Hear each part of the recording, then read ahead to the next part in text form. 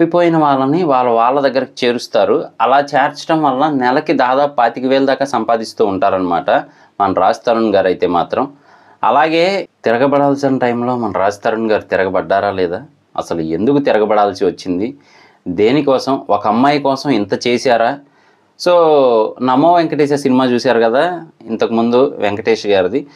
అలాగే మనకి ఇంకొన్ని సినిమాల రిఫరెన్స్ అయితే అక్కడక్కడ కనబడుతూ ఉంటుందన్నమాట.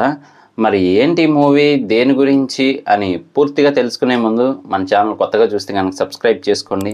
అలాగే లైక్ చేసి సపోర్ట్ చేయండి. మరి పదండి ఒకసారి రివ్యూతో పాటు స్టోరీ కూడా తెలుసుకొని వద్దాం. Welcome to the review of the movie Tiragabadara స్వామి.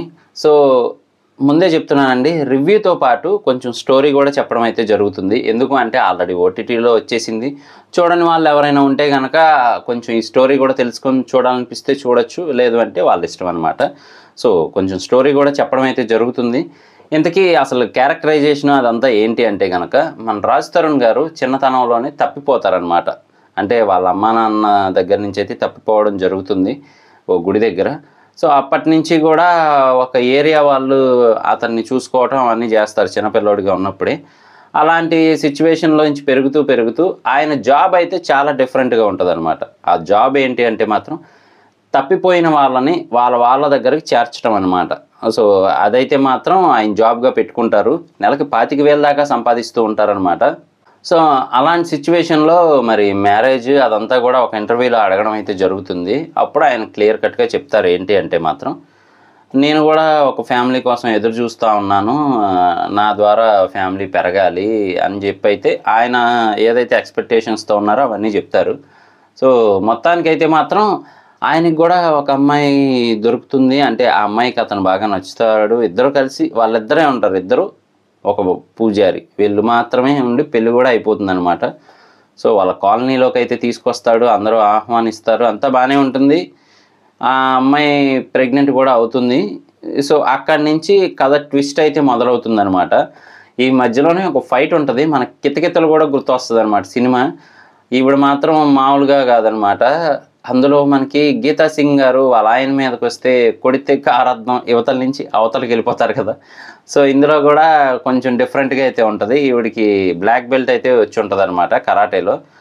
ఒక్క ఆవిడే అందరినీ ఇరగదీసేస్తుంది అనమాట. సో అంత పవర్ఫుల్. మన రాజ్ తరుణ్ గారు కూడా భయపడతారు ఫ్యూచర్లో నా పరిస్థితి ఏంటో అని చెప్పి.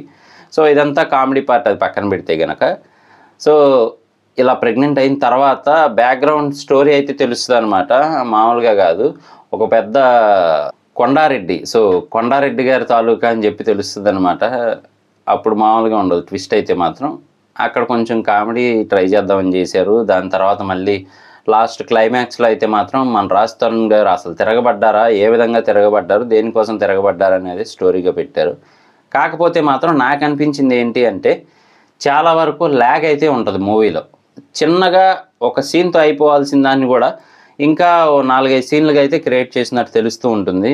సో అది మాత్రం కొంచెం ల్యాగీగా అనిపిస్తూ ఉంటుంది. అంతేకాకుండా మనకి మీరు ఇంతకుముందు సినిమాల్లో కూడా చూసే ఉంటారు, మన్నారా గారి యాక్టింగ్ కూడా చాలా బాగుందంటే ఎక్స్పోజింగ్ అదంతా పక్కన పెడితే కనుక ఆ డైలాగ్ డెలివరీ కానీ పవర్ఫుల్గా చూపించడం కానీ మనకి కొంచెం ఎలా అనిపిస్తూ ఉంటుంది అంటే మాత్రం మన వరలక్ష్మి శరత్ కుమార్ గారు నటించారు కదా రవితేజ గారి మూవీలో, ట్రాక్ సినిమాలో జయమ్మ గారి క్యారెక్టర్గా అయితే నటించారు కదా. సో కొంచెం ఆ టైప్లో అయితే ఉంటుంది క్యారెక్టరైజేషన్. కాకపోతే ఎక్స్పోజింగ్ అది ఎక్కువ పెట్టారు కానీ నార్మల్గా అయితే డైలాగ్ డెలివరీ కానీ యాక్టింగ్ కానీ బాగుంది ఆవిడది కూడా. ఇంతకుముందు సీత అనే మూవీలో కూడా నటించున్నారు కాజల్ గారు అసిస్టెంట్గా అయితే మాత్రం.